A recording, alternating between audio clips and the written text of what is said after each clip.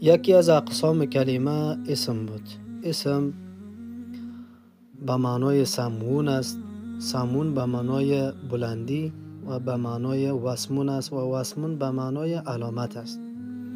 از این دو اسم گرفته شده، سمون و وسمون.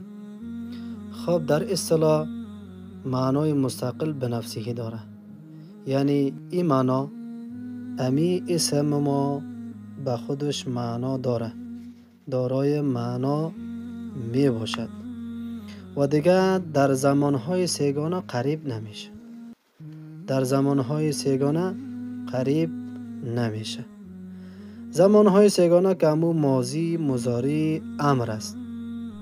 اگر مثال ارائه بکنیم، اینال الحمدو اسم است. خب اسم است، دیگه دارای معنا می باشد، دارای معنا هم می باشد الحمدو. دیگه در زمانهای سیگانه قریب نمیشه.